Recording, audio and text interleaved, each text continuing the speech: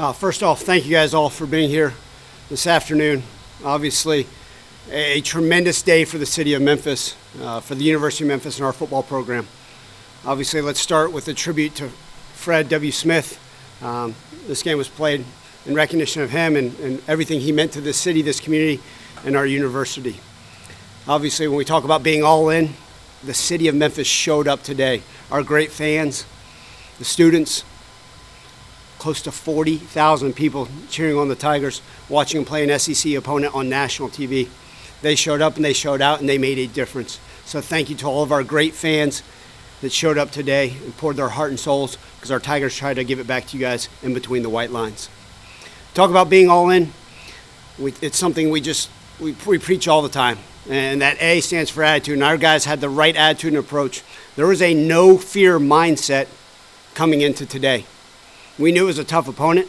We saw what they did versus Ole Miss in an almost win game. We saw their accolades that every single one of their individuals had.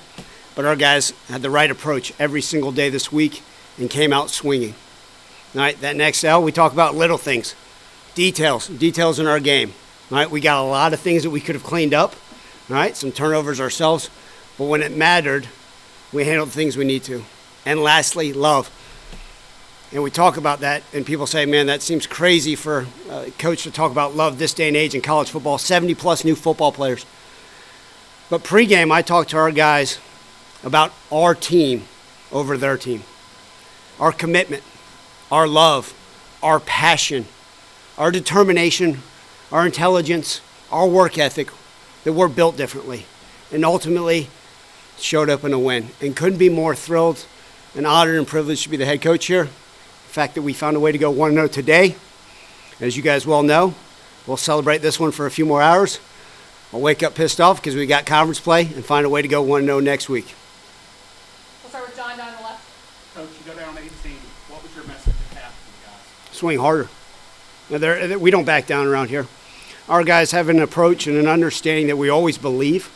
Adversity is going to continue to come. I don't know if it's going to come next week. I don't know if it's going to come in the fourth quarter 2 weeks from now. But our guys always believe. And that belief, that mindset, that approach is going to carry them long, long past football. And so at halftime, there was no threat, there was no fear. I was told that this was the biggest come-from-behind win since the UCF game that I was part of in 2020 during COVID. Obviously, that game had about 5,000 fans due to COVID restrictions, and this one had a packed house. And so I'm glad so many of our fans got to see it.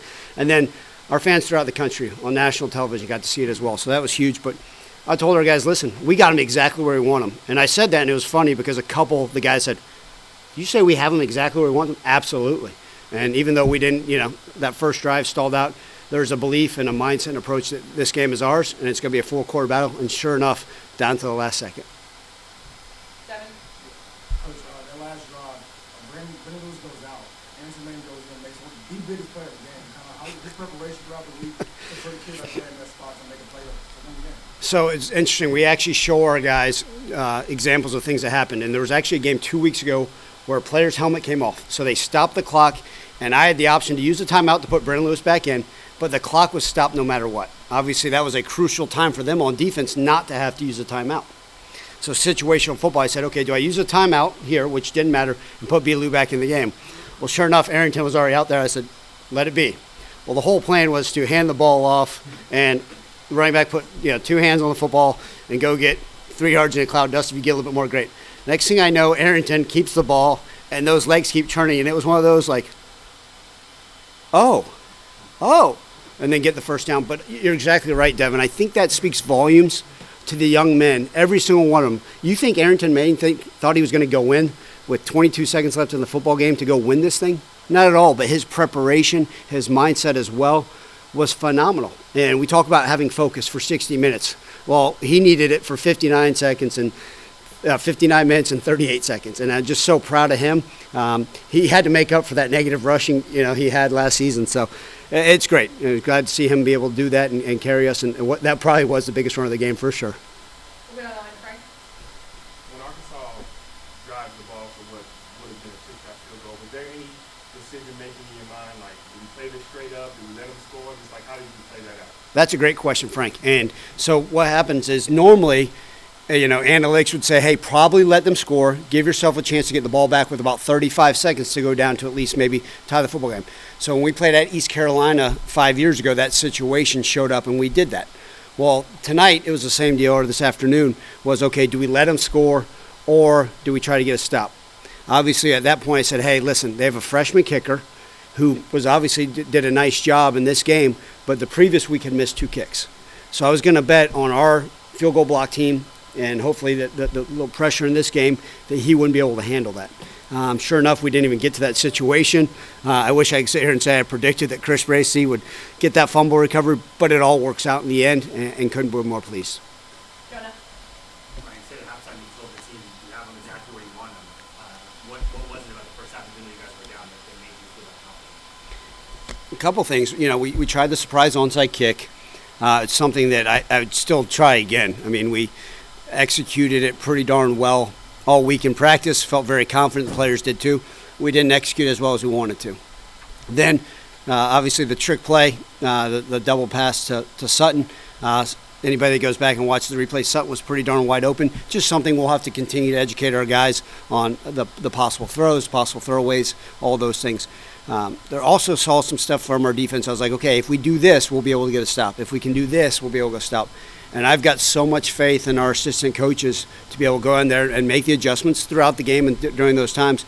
And plus, it's all about a belief. All right?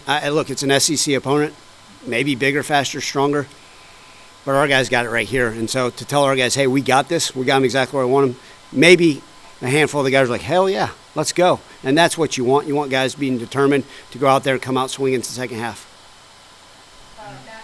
You talk about how you're pretty even keeled during the game for the most part, but with all the swings in this game, the Cortez touchdown, you guys are down 28-10, Sutton breaking one, a fumble, Erickson getting the game-sealing first down, and then sure, at some point the realization that you guys have scored a win of this magnitude. How would you describe the way your emotions maybe swung throughout the day? Sure.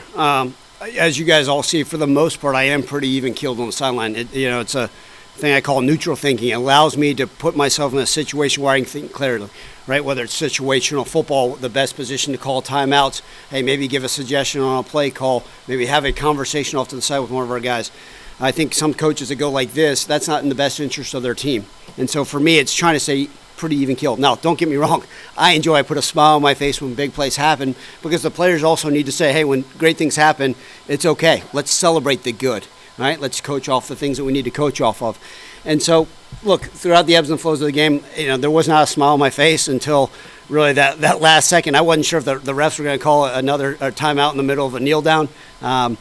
But really, more than anything, I think right when it hit that we won this football game, it's huge. It's huge for the city of Memphis and this football program. I think a lot of people have had doubts about them. And our players in the locker room, you guys have no idea how much they love football, how much they love this community, how much they appreciate the support of the fans. So this was for the city. This was for the fans. And those guys in the locker room, I'm just telling you, they're just such unique young men. And they're built differently in a great way. And just couldn't be more thrilled that we were able to go out like this. And more than anything, national television. I think it's important for the rest of the country to see what the Memphis Tigers are all about. Leon. Yes, Coach. First off, great win. In the beginning of the season, you talked about your secondary. You talked about how these guys need to step up. Let's talk about the progression of Chris Bracey. Is he one of your leaders so far? Yeah, Leon, great question, and thank you for the compliment. Yeah, look, Chris has done some great things. We saw that he had a starting role early in the season. Then his package actually got limited based off on personnel. But he's one of those guys that was ready no matter what happened. The situation at the end of the game, it showed up, and he was able to make a play on it. And so couldn't be thrilled for that guy because even though maybe the last 2 weeks weren't exactly what he wanted from a playtime standpoint, he stayed dialed in, and he made, obviously, just such a phenomenal play to find a way to get that ball back.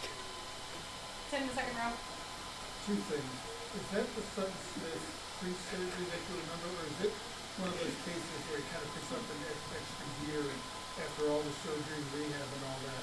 And then the other thing, I think you got 5 of them now. How much more does the Power Conference win can you get? Well, so first off, I think it's one of those deals, right? Like, they don't know that we actually put a bionic knee in Sutton Smith, so he's like RoboCop, so he's actually faster now. So he actually asked for another one next year, just so, even though he'll be healthy. Now, I think we all knew, and you guys have heard me talk about Sutton Smith for many years. He's a young man now I've known for 6 years. Have a wonderful relationship. And we talked about it all offseason, just his hard work to get back to being able to play football at a high level. And then I think we're seeing, wow, that's the Sutton Smith that Ryan Silverfield's been talking about. And that's the type of guy that shows the grit that kind of represents the rest of the city of Memphis to go out there and find a way. I mean, on that one long run, he was actually tackled. The guy grabbed his face mask. He kept his feet churning and found a way. But just couldn't be more pleased with him. And, you look back, I think it is important. And, again, it's not about me. It's about this program, right? The last we beat Arkansas. Okay, let's go. We beat West Virginia. Okay, we beat Florida State at Florida State. We beat Iowa State. And so, a few years back we beat Mississippi State. But I think just in recent history, the Power 4 teams that we've been able to line up, we've been able to handle. And it was a tough four-quarter battle, and they all are. That's the nature of college football. But those wins, they're great. And I think they're great for a national stage. But ultimately our goal is to win the conference championship. And that starts next week. And we're going to have to be even better than we've been. We're going to have to go play a four-quarter game on the road again versus a team coming off a bye. And so next week is the most important game of the entire season. Seems like related. So just talk about the defense stepping up, even though, Arkansas moved the ball a little bit, just making these timely plays like Cruz having the sack and knocking out a field goal range, and then Kamari had the interception after dropping one, and then obviously Chris with the forced fumble at the end. Just talk about the defense and why they're able to make those types of plays. Yeah, Coach Hankins says it best, right? Sometimes the yardage may not be exactly what you want, and the stat sheet, at the end of the day, it's about finding a way.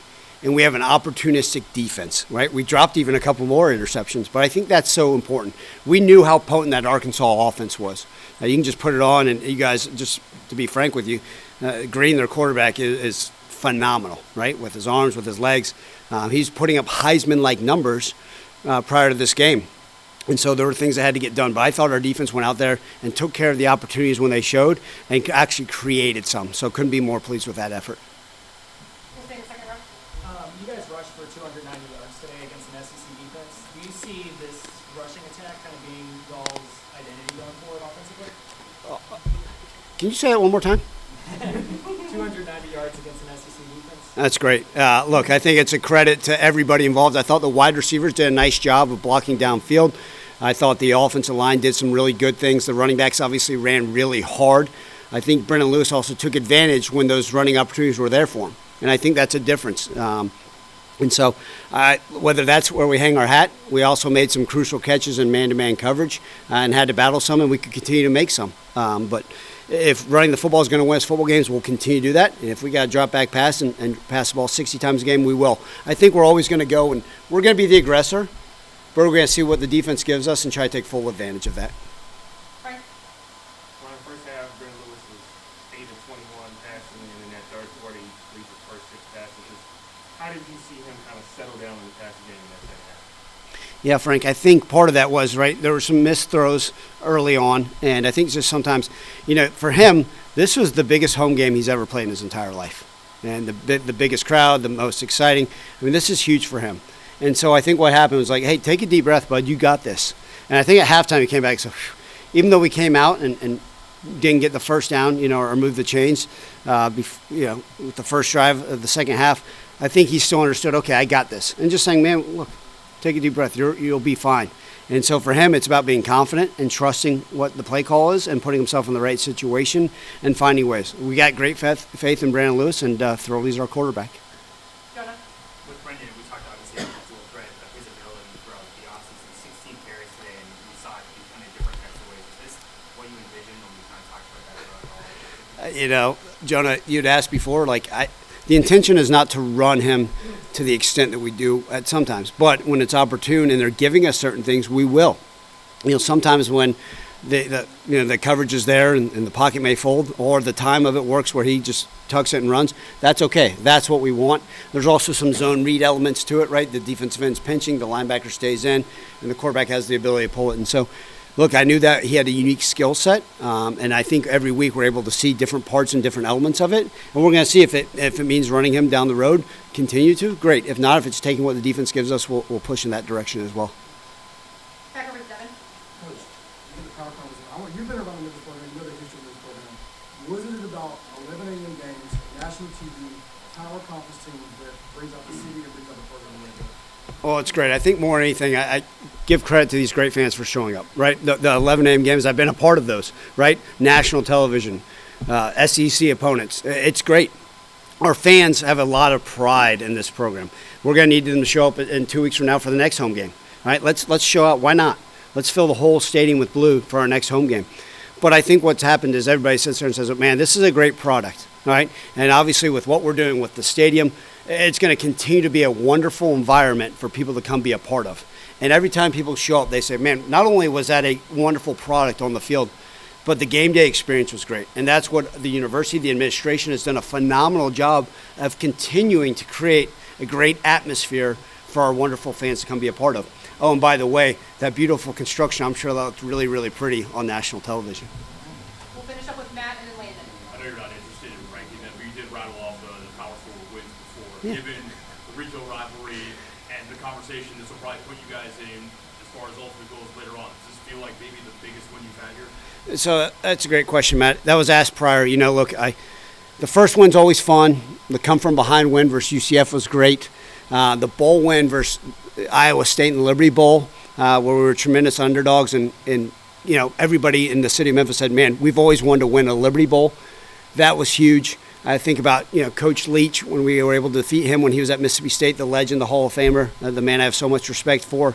You think about going down to Tallahassee and you know, being able to beat my mentor, or you know, and somebody I have a lot of respect for down at Florida State.